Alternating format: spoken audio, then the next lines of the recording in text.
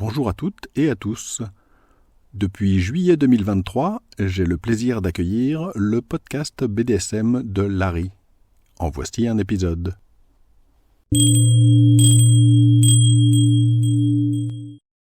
Bonjour et bienvenue sur le podcast BDSM de Larry. Je suis Larry, ceci est le 31e épisode. Dans cet épisode, je vais traiter du problème des événements BDSM et de l'anonymat. Première partie, pourquoi ce sujet ? Au moment où j'enregistre cet épisode, nous sommes en fin octobre 2023, et je suis allé il y a quelques jours, le 26 octobre, faire une petite visite à un événement qui s'appelle le Fetish Week Market, et qui s'est tenu les 26 et 27 octobre. C'est un événement qui faisait partie de toute une série d'événements organisés par la boutique Demonia. Si vous ne connaissez pas, Demonia, c'est à l'origine une boutique dédiée au BDSM qui a été créée en 1986 et qui depuis à peu près ses débuts a organisé des événements BDSM, dont la très connue soirée Demonia évidemment. Cette année, c'était le 30e anniversaire de la création de la soirée Demonia, et à cette occasion, ils ont organisé tout un tas d'événements dans ce qu'ils ont appelé donc le Fetish Week, c'est-à-dire la semaine du fétiche. Parmi ces événements, il y avait une chose qui m'a intéressé, c'était le market, c'est-à-dire le marché, qui est en fait un petit salon dédié au BDSM. Je suis donc allé visiter ce salon, et dans le prochain épisode, je vous ferai un petit résumé de ce que j'ai vu, ce qui m'a intéressé, bref, de mon ressenti sur le salon en question. Mais dans cet épisode, par contre, je vais parler d'un tout autre sujet. Je vais parler, comme le titre l'indiquait, du problème de l'anonymat lors des événements BDSM. Donc ce market, ce salon, c'est une occasion pour parler d'un sujet qui est important, parce que l'anonymat, c'est quelque chose d'important, et même de très important dès qu'on commence à parler de sexualité en général, et de BDSM en particulier.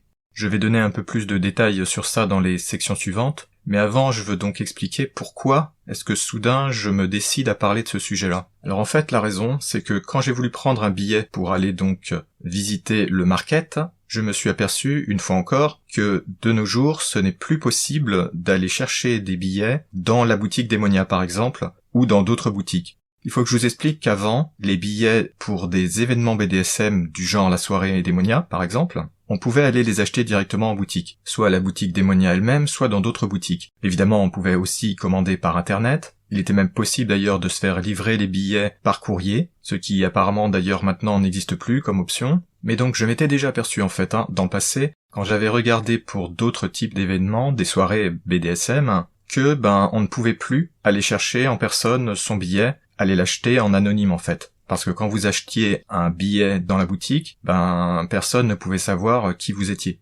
Mais maintenant, depuis un certain temps, alors je saurais pas vous dire exactement quand, parce que ça fait pas très longtemps que je m'y suis réintéressé, mais je leur avais demandé lors de mon dernier passage à la boutique s'il était encore possible d'acheter des billets donc dans la boutique elle-même, et vraiment la réponse était très négative, c'est-à-dire la personne que j'ai interrogée me disait qu'on pourrait peut-être à la rigueur s'arranger, mais c'était vraiment pas un truc normal. Bref, en résumé, c'est plus possible maintenant. Voilà.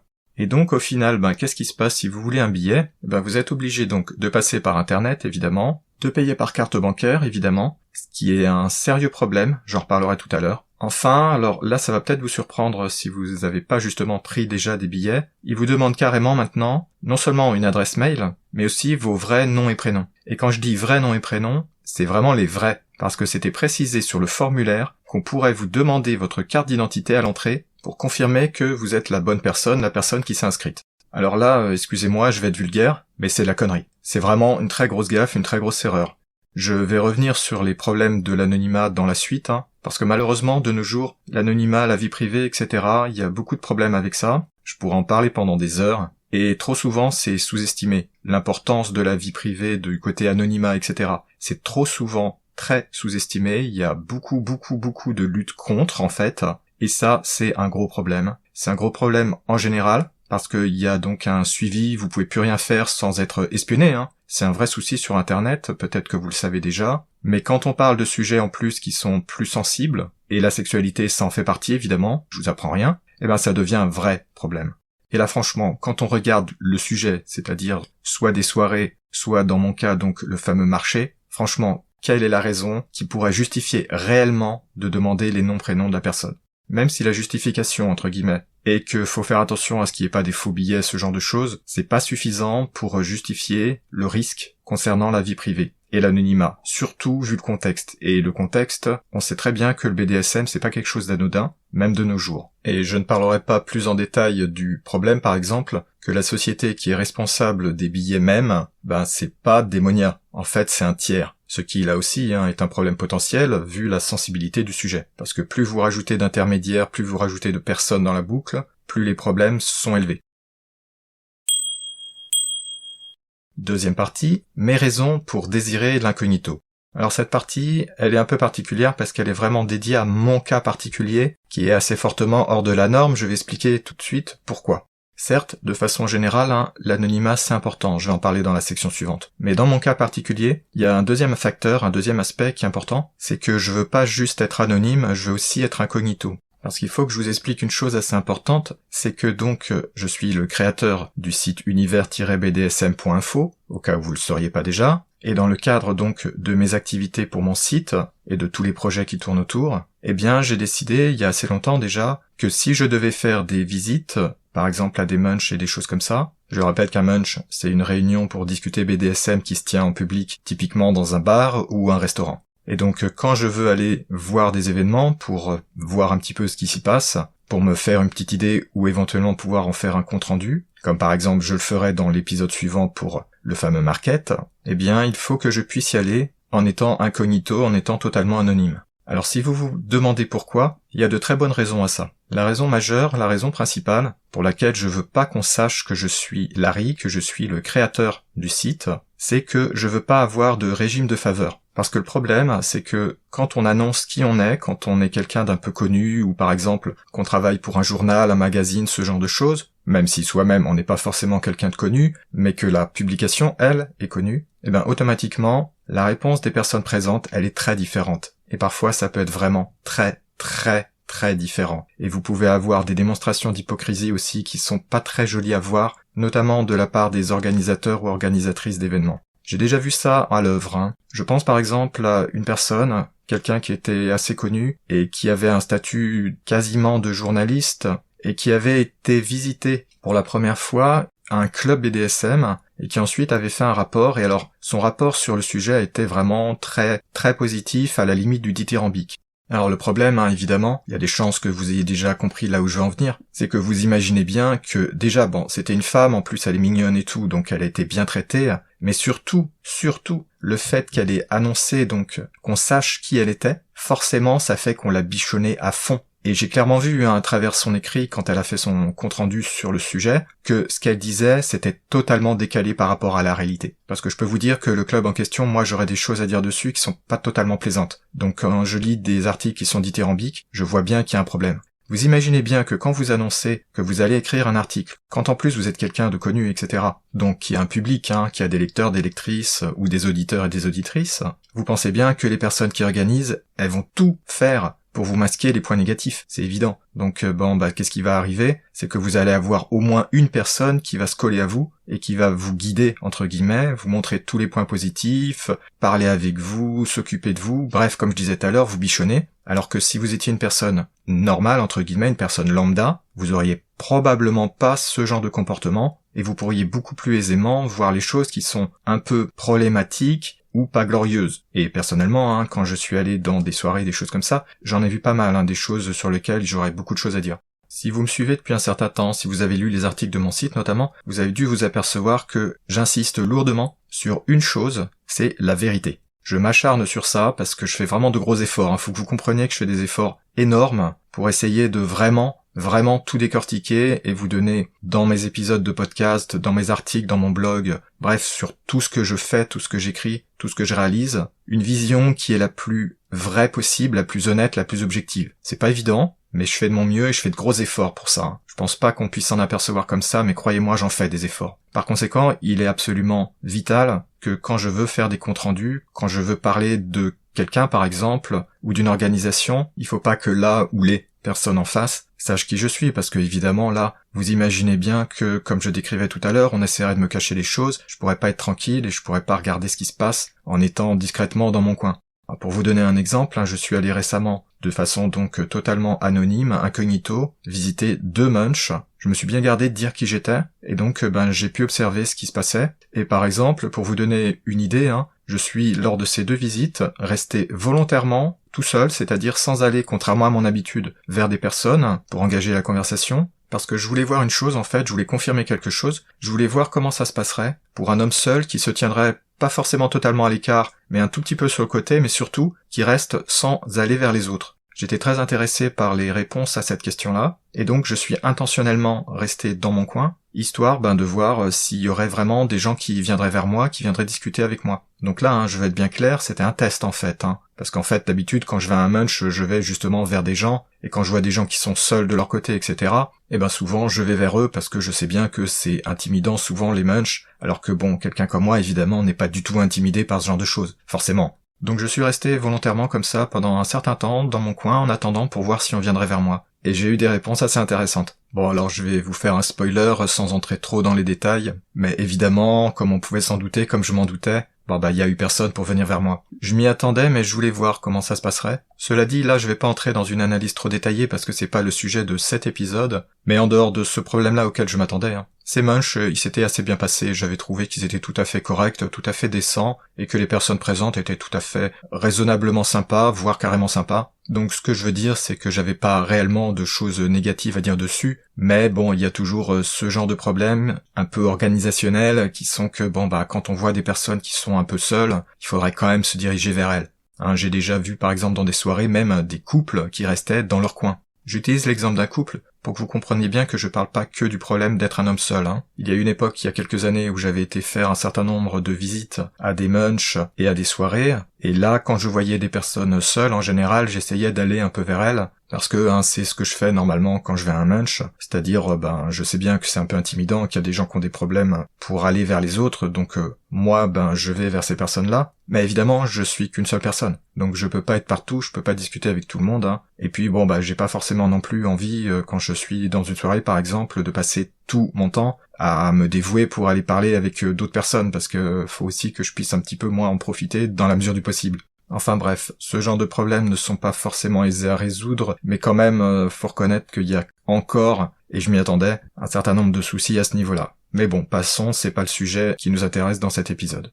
Une autre raison pour laquelle je veux pas, a priori en tout cas, qu'on sache qui je suis quand je vais faire une petite visite impromptue comme ça, c'est aussi que si j'attire l'attention en disant qui je suis, de façon naturelle, il y a une assez forte chance qu'il y ait un certain nombre de personnes qui me reconnaissent. Alors peut-être que ces personnes ne me reconnaîtront pas physiquement parce que pour l'instant j'ai pas encore trop mis en avant mon visage. C'est très récent qu'il y a des photos de moi à visage découvert sur YouTube par exemple. Mais par contre, beaucoup de gens, si je dis que je suis le Larry de Univers BDSM, vont me reconnaître et se dire « Ah ouais, je vois qui c'est, je le connais, j'ai déjà lu ses articles, ou j'ai écouté son podcast, ou j'ai lu son blog. » Donc après, forcément, il y aura des personnes qui viendraient vers moi pour me poser plein de questions sur plein de sujets, que ce soit sur mes projets, ou bien juste par curiosité pour savoir, qui c'est ce gars-là, parce que c'est toujours intéressant, je le comprends, de savoir quelle est la vraie personne derrière des articles qu'on a lus. Il y a une curiosité qui est assez naturelle. Alors de mon point de vue, ce serait assez intéressant parce que c'est bien justement de pouvoir discuter de ça. Le problème, c'est qu'après, on discutera plus que de ça. Donc évidemment, si moi je veux parler d'autres sujets, si je dis très haut, très fort que je suis moi-même, ça va rendre quand même nettement plus difficile de parler d'autres sujets. J'ai un peu peur qu'on s'enferme donc dans les choses qui me concernent entre guillemets, alors que je viens pas vraiment là pour ça, j'y vais pas pour faire ma pub si vous voulez.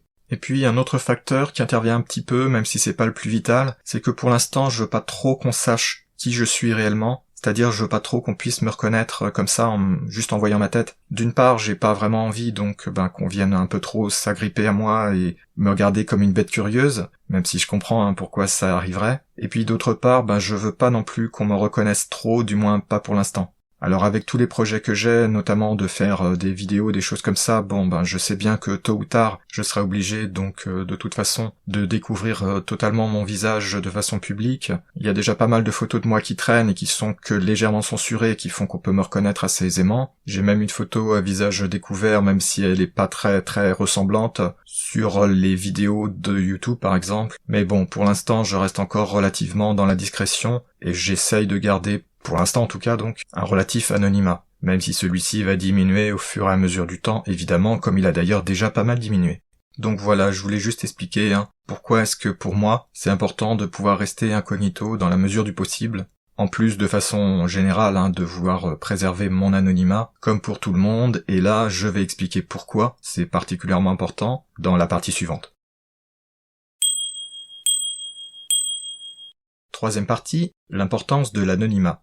Malheureusement, de nos jours, et c'est vraiment un très gros problème, je sais pas si vous vous en êtes vraiment aperçu, mais l'anonymat, c'est devenu quelque chose de précieux, de rare, et qui est fortement combattu. Il est de plus en plus difficile de préserver sa vie privée, de préserver son anonymat quand on va visiter des sites internet par exemple, c'est devenu de plus en plus difficile, voire impossible. On est espionné de tous les côtés, les téléphones mobiles sont des espions qu'on a dans la poche, Et le plus gros problème, c'est que malheureusement, il y a une très très très forte lutte pour convaincre tout le monde en fait, pour convaincre les gens qu'il n'y en a pas besoin de tout ça, que c'est inutile, et vous avez le fameux « si vous avez rien fait de, entre guillemets, mal », alors vous avez rien à cacher. Et ça, malheureusement, c'est extrêmement dangereux comme point de vue, et c'est très, très, très répandu. Et ça, c'est un gros problème. C'est un gros problème parce que n'avoir rien à cacher, n'avoir jamais rien fait de mal, entre guillemets, y a pas besoin de réfléchir bien loin pour se rendre compte que c'est très, très, très relatif. Prenons un exemple qui est typique, je veux dire, vous le connaissez forcément, c'est être gay. L'homosexualité, pendant très longtemps, ça a été sévèrement pourchassé, et encore de nos jours, dans bon nombre de pays, l'homosexualité, c'est illégal, c'est-à-dire vous risquez la prison, ou carrément, au pire, d'être exécuté. Donc ça, c'est un très bon exemple, tout à fait classique et connu, qui montre à quel point, une chose qui pourtant, de nos jours, si vous regardez la France par exemple, c'est de façon générale plus vu comme étant problématique, entre guillemets, de façon générale en tout cas, mais ça illustre bien que des choses qui sont vues à certaines époques, ou en tout cas à certains endroits, comme étant parfaitement banales, normales, qui sont acceptées, légales, etc., dans d'autres circonstances, ces choses qui paraissent pour la plupart des gens, en tout cas à l'heure actuelle, banales, etc., ne le sont pas. Donc vous voyez clairement que l'argument « j'ai rien fait de mal, j'ai rien à cacher, etc. » ce simple exemple, qui est un exemple tout à fait banal, classique et réel, prouve que c'est stupide comme argument en fait. Parce que le « j'ai rien fait de mal », il dépend très fortement des circonstances, et c'est loin d'être quelque chose d'absolu, c'est évident, et même si on parle de choses beaucoup plus banales. La plupart des gens qui vous disent « j'ai rien à cacher », vous pouvez aisément leur montrer qu'elles en ont des choses à cacher. Parce que sinon vous leur dites « ok, dans ce cas-là on va mettre une webcam chez toi, une webcam dans ta salle de bain ou dans tes toilettes, dans la chambre à coucher. » Et là soudain « ah oui mais non je veux pas. Ah ok t'as des choses à cacher. » C'est normal qu'on ait des choses à cacher, vous avez pas envie qu'on vous espionne pendant que vous êtes sur les toilettes. Vous avez pas envie, évidemment, qu'on prenne des vidéos ou des photos de vous pendant que vous êtes en train de coucher avec votre copain ou votre copine, par exemple. Bref, ce que je voulais souligner, c'est que, en réalité, contrairement donc à ce qui est fait de nos jours, c'est-à-dire qu'il y a une très grande lutte, et notamment une lutte au niveau des gouvernements, pour essayer de convaincre les gens, que abandonner son anonymat, abandonner tout ce qui est la vie privée, etc., c'est pas grave, et que c'est fait dans un but pour vous protéger ou pour lutter contre les méchants, alors les méchants du jour, parce que ça varie selon les époques. Tout ça, c'est extrêmement dangereux, c'est totalement bidon évidemment comme argument, et ça pose de gros problèmes.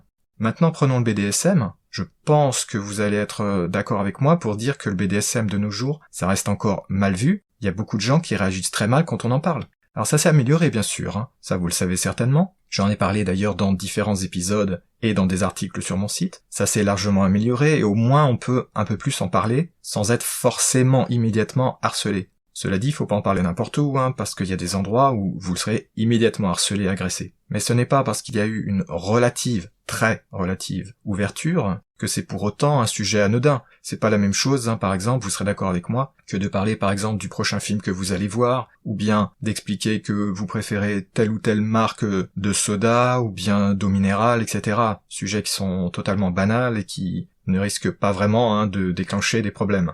Mais parler de BDSM, c'est pas la même chose. Encore de nos jours, c'est un peu risqué d'en parler, vous pouvez tomber sur les mauvaises personnes. Alors, je vais pas en parler très longtemps parce que j'en ai déjà parlé en long, en large, en travers dans des épisodes précédents, mais c'est risqué encore de nos jours, même par exemple du point de vue légal, vous pouvez trouver facilement des attitudes au niveau légal, c'est-à-dire dans la justice, même en France, qui ont des préjugés mais absolument effarants. Et vous pouvez facilement regarder toutes les lois, etc., qui visent le entre guillemets par exemple porno extrême, ou bien toutes les activités de type BDSM, et dans bon nombre de pays vous avez des choses qui sont soit illégales, soit à la frontière de l'illégal. Il y en a dans le porno évidemment, je viens d'en parler, mais il y en a aussi dans ce que vous faites dans votre vie privée. Un bon exemple, ce sont les lois totalement absurdes qui existent en Angleterre. Là-bas, faut faire vraiment attention. Si on dépasse un certain seuil totalement arbitraire, évidemment, c'est la justice qui peut vous tomber dessus. Et là, c'est grave, parce que ça veut dire qu'ils peuvent aller vous mettre en prison. Et j'exagère pas, c'est déjà arrivé dans le passé.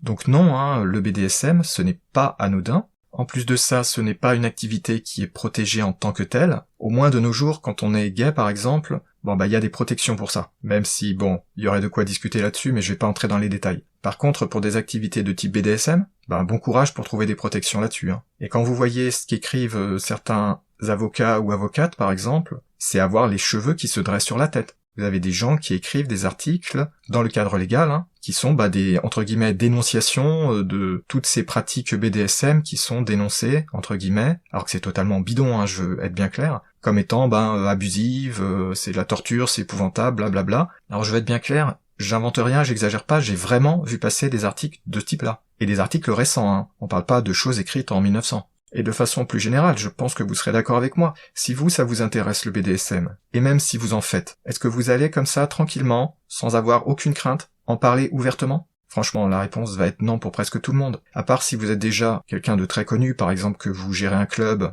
que vous gérez une association, et encore, ou bien que vous faites du porno, là évidemment, c'est un peu difficile de se cacher, mais à part si vous êtes dans cette infime, minuscule minorité de personnes qui sont suffisamment sûres d'elles-mêmes et qui sont dans le bon environnement, le bon contexte, pour donc accepter les risques éventuels de dire ouvertement qu'ils ou elles font du BDSM, si vous n'êtes pas dans ce cas-là, je suis à peu près sûr que vous êtes déjà conscient ou consciente que c'est risqué. Si vous en parlez à votre famille, vous risquez fortement du rejet. Et même quand on est confronté à des personnes ouvertes, j'en ai déjà parlé dans des épisodes précédents, parce que ça m'est arrivé, même quand vous êtes face à des personnes qui sont très ouvertes pour la discussion sur le sexe, ce genre de choses, si le sujet du BDSM entre dans la conversation, et je précise bien juste la conversation, je parle pas de proposer de faire du BDSM, parfois vous avez des grosses surprises, vous avez des réactions que vous n'attendiez pas. Ça m'est arrivé, ça m'est arrivé plusieurs fois, et une fois par exemple, ça m'a fait perdre ma relation avec quelqu'un qui était une amie assez proche, alors qu'elle avait aucun problème à parler de sexe et de choses comme ça, mais là il y avait une barrière, parce qu'elle avait des préjugés bien sûr, et j'ai pas eu le temps d'expliquer, de démonter ces préjugés qu'elle avait en tête, et donc ça a cassé notre relation en fait. Et là c'était avec quelqu'un qui était vraiment très ouverte en matière de sexualité, et c'est pas le cas de tout le monde. Donc les préjugés, les mythes, les idées fausses sur BDSM étant ce qu'ils sont, c'est clair qu'il y a un risque très important d'en parler ouvertement. Et si en plus vous dites que vous pratiquez, parce qu'on peut en parler sans pratiquer évidemment, alors là le risque il explose évidemment. Donc non, le BDSM c'est pas anodin, et je sais bien qu'il y a des personnes qui pensent qu'on peut maintenant ouvertement en parler, etc. sans risque. Il y a même des gens qui pensent que si vous êtes entre guillemets jeune, il n'y a pas de risque d'en parler, etc. Mais non, tout ça c'est vraiment faux, faut faire très attention. C'est vrai que par exemple si on prend le cas des jeunes entre guillemets, ce sont des sujets qui ont été un peu plus abordés, donc il y a un petit peu plus de tolérance, d'acceptation, mais faut pas croire pour autant que c'est très accepté et que c'est vu comme étant quelque chose de parfaitement normal. Alors ça c'est vraiment une grosse erreur de penser ça. C'est pas parce que maintenant on peut plus aisément en parler, etc., que le sujet est abordé sans que ça soit forcément immédiatement très mal vu et que ça déclenche forcément immédiatement des crises, que c'est accepté pour autant. Reprenons l'exemple de l'homosexualité. De nos jours, l'homophobie a quand même beaucoup reculé. Moi j'ai 52 ans, quand j'étais enfant, je l'ai déjà dit dans d'autres épisodes, il y avait une homophobie absolument quotidienne, c'était tous les jours, du matin au soir, et j'exagère pas, du matin au soir, c'était PD entre guillemets par-ci, PD entre guillemets par-là. Du matin au soir. Là où j'habitais, quand j'étais à l'école primaire par exemple, c'était sans arrêt des termes comme ça qui étaient utilisés. Les enfants chantaient même des chansons homophobes, vous imaginez ? Alors si vous n'avez pas connu cette époque-là, évidemment, c'est un petit peu difficile de se rendre compte comment c'était, mais croyez-moi, c'était pas très marrant pour les personnes qui avaient des envies ou des interrogations de type donc homosexuel ou bisexuel. C'était horrible, y a pas d'autre mot. Donc évidemment, comparé à cette époque-là, maintenant c'est beaucoup plus accepté, mais vous le savez forcément, c'est pas parce que c'est beaucoup plus accepté qu'il n'y a pas encore un fond assez important qui reste d'homophobie. Je vous apprends rien en disant ça parce que c'est très connu. C'est nettement amélioré par rapport à il y a 30, 40, 50 ans et avant, c'est pas pour autant que c'est la joie maximale et que c'est l'acceptation totale, évidemment. Si je reviens aux pratiques de type BDSM, c'est exactement la même chose. On peut en parler plus ouvertement, il y a une certaine acceptation relative, par une partie de plus en plus importante de la population, mais on est encore très loin de réellement pouvoir en parler ouvertement sans qu'il y ait de risque. Et surtout, de pouvoir en parler dans sa famille ou au travail par exemple. Par conséquent, de façon bien claire, je crois que c'est difficile d'être plus clair que ce que je viens d'expliquer, c'est important de pouvoir avoir de l'anonymat de façon générale, et c'est encore plus important quand on parle de sujets qui sont mal vus, ou qui sont repoussés, qui sont parfois ostracisés, etc. J'ai parlé du cas évidemment bien connu malheureusement du problème de l'homosexualité et du rejet de l'homosexualité. Quand on parle de pratiques sexuelles qui sortent un tout petit peu du plus banal classique entre guillemets, il y a aussi des problèmes. Et quand on parle de choses du type BDSM par exemple, qui sortent pas mal de entre guillemets l'ordinaire, même si en réalité c'est plutôt faux parce que c'est tellement répandu que ça devrait pas être jugé comme étant hors de l'ordinaire, mais bon, j'entrerai pas dans le détail dans cet épisode. Bref, il y a énormément d'activités encore qui posent des problèmes. Ces problèmes, bien sûr, ils devraient pas exister en réalité, mais bon, soyons lucides, ils existent et ils existeront encore pendant très longtemps. Surtout qu'à l'heure actuelle, en réalité, on est plutôt dans une période de régression des libertés sexuelles. Contrairement à l'impression qu'on peut avoir comme ça, parce que le BDSM, par exemple, est plus discuté en public, en réalité, derrière, il y a beaucoup de problèmes, beaucoup de luttes contre, et personnellement, je suis assez inquiet sur l'avenir, mais bon, c'est un autre sujet, je vais pas entrer trop dans les détails. Bref, ce que je voulais dire, donc, c'est la vie privée, l'anonymat, c'est important. Donc si je reviens à l'exemple de tout à l'heure, qui n'est évidemment qu'un exemple, c'est pas le seul problème qui se pose à ce sujet-là, mais donc si je reviens tout à l'heure à mon histoire de prendre un billet où on vous demande votre nom et prénom, c'est vraiment un gros problème. Déjà, avant même de parler du nom-prénom, vous avez été obligé d'utiliser une carte bancaire pour faire votre achat. Comme vous savez, quand on fait un achat avec une carte bancaire, ça entre sur le relevé de votre banque, évidemment. Et même si, bien entendu, le nom de la société n'est jamais marqué un truc du genre BDSM, coucou c'est moi, évidemment, n'empêche que on sait que vous avez fait des achats dans par exemple la boutique machin truc qui est en fait derrière la boutique Démonia dans le cas de l'exemple dont je suis en train de parler. Un autre problème bien connu pour les sites porno, c'est que si vous avez votre partenaire qui s'aperçoit que il y a un nom bizarre dans le relevé. Dans le cadre des sites porno, c'est pareil, Ils n'utilisent jamais un nom qui dit par exemple porno pour toi ou des choses comme ça évidemment. Mais n'empêche que si votre partenaire s'aperçoit, et ça c'est un problème qui est très très très connu, que il y a un prélèvement bizarre, c'est quoi, c'est 25 € là, qu'est-ce que tu as fait? Et donc ça pose des problèmes parfois, et c'est d'ailleurs un des gros problèmes auxquels sont confrontés les sites porno, parce que les personnes qui sont prises, disons les choses clairement, en général ça va être des hommes, mais les personnes qui sont prises à ça dans leur couple, sont obligées de dire ouais non je sais pas, c'était du piratage, bref on est obligé de se trouver une excuse. Alors pour du BDSM, j'ose même pas parler des conséquences que ça peut avoir, parce que malheureusement, j'en ai déjà parlé dans pas mal d'épisodes et d'articles, le sujet on peut pas toujours l'aborder librement même dans son propre couple. Et maintenant, si je reviens au problème du nom et prénom sur le billet lui-même, ça aussi c'est un gros problème. Je veux dire, si vous tenez un tout petit peu à votre anonymat, ce que vous devriez faire, c'est un problème d'avoir le billet, qu'il soit sur votre téléphone mobile, ou bien que vous l'ayez imprimé, comme j'avais fait, et le tendre à quelqu'un avec en gros marqué « Monsieur machin bidule ». Est-ce que vous avez vraiment envie que la personne, même si elle le scanne de façon extrêmement rapide, sache qui vous êtes ? En plus de ça, entre parenthèses, vous aurez noté que dans mon cas particulier, il y a un autre problème, c'est que si jamais quelqu'un me reconnaît, ça pourrait permettre de savoir qui je suis en vrai, c'est-à-dire mon vrai nom et prénom. Or ça, c'est quelque chose que je veux cacher parce que j'ai absolument aucune raison de vouloir que on connaisse ma véritable identité. Reconnaître mon visage, c'est une chose, mais connaître mes vrais noms et prénoms, ça c'est autre chose. Et là, vous voyez, si la personne qui a scanné mon billet à l'entrée du salon avait jeté un œil même rapide sur le billet, il aurait pu savoir qui je suis vraiment. Alors évidemment, comme j'y étais allé de façon anonyme et qu'il a pas pu reconnaître mon visage, il avait aucune raison de regarder, et puis de toute façon il y a tellement de gens qui passent que il y a assez peu de chances qu'ils retiennent, mais ça reste un problème. Ça peut déjà à la limite être un problème simplement d'aller assister à des événements BDSM. Je vais vous prendre un exemple. Il y a beaucoup de gens qui ont encore des hésitations à franchir les portes d'un sex shop. Alors pour moi, franchir les portes d'un sex shop, c'est rien du tout. J'avais à peine 18 ans que j'étais déjà en train de les visiter, mais il y a encore pas mal de monde qui a un peu des peurs à ce niveau-là. Et fut une époque, être vu en train d'entrer ou de sortir d'un sex shop, c'était pas forcément rien, surtout si vous habitez pas dans une grande ville un peu anonyme, comme Paris par exemple, et y a pas de raison que ce soit différent pour des événements BDSM. Heureusement, la plupart du temps, ce sera pas vraiment marqué de façon trop explicite que là où vous allez, c'est un événement BDSM, mais il y a pas mal d'endroits, pas mal de situations où ça se saura. Donc pour moi, vraiment, c'est une aberration de demander comme ça le nom et prénom quand on pense que le sujet il est aussi sensible. C'est pas la même chose que si on parlait d'un salon par exemple sur les animaux ou sur les mangas, comme il y en a un ce week-end là, ou sur tout autre sujet qui serait totalement anodin, comme ceux que je viens de citer.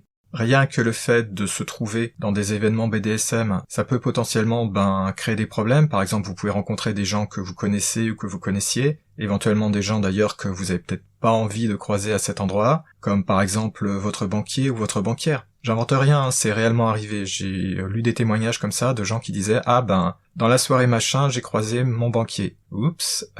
C'est rigolo comme ça, mais vous avez des situations où ça ne l'est plus rigolo. Alors évidemment, ça c'est un risque qu'il est impossible d'éviter, forcément. À part si vous allez peut-être à l'étranger, et là vous aurez peu de chances de rencontrer quelqu'un que vous connaissez, évidemment. Mais sinon, c'est presque impossible de rendre nul le risque d'un jour croiser quelqu'un que vous connaissez, ou que vous connaissiez en tout cas dans le passé. Mais c'est pas pour autant qu'il faut en rajouter dans les problèmes, et donc l'histoire d'avoir votre nom et prénom qui sont ouvertement annoncés, il y a aucune raison derrière réelle. Il n'y a pas de vraie justification, il n'y a pas de réel besoin, donc ça devrait pas être demandé, point. Il n'y a rien d'autre à dire, ça ne devrait pas être demandé. C'est un problème. Alors je sais, évidemment, on va me dire comme toujours la même chose. On va me dire oui, mais il y a peu de chance, bla bla bla. Mais comme j'ai déjà expliqué quand j'ai parlé par exemple du porno, etc., c'est pas parce que la probabilité est relativement faible que le risque il n'existe pas, et vu la gravité du sujet, vous avez pas envie de prendre un risque. J'en avais parlé lors du porno par exemple où j'avais reconnu sur un site porno les photos d'une fille que j'avais connue quand j'étais à l'université, puisqu'on était ensemble dans le même groupe à l'université.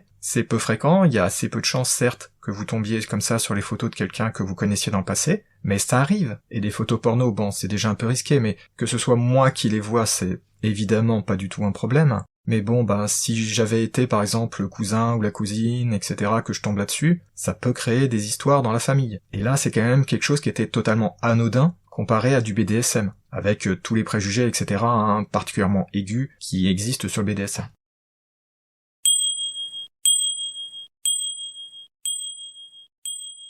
L'anonymat, c'est important. C'est important de façon générale, et ça l'est encore plus quand on parle de sujets qui sont un tout petit peu, entre guillemets, problématiques. Et le sexe, ça en fait partie, et dans le sexe, évidemment, le BDSM, ça fait partie des choses qui sont particulièrement aiguës, malgré, comme je l'ai déjà dit, un certain nombre de progrès relatifs.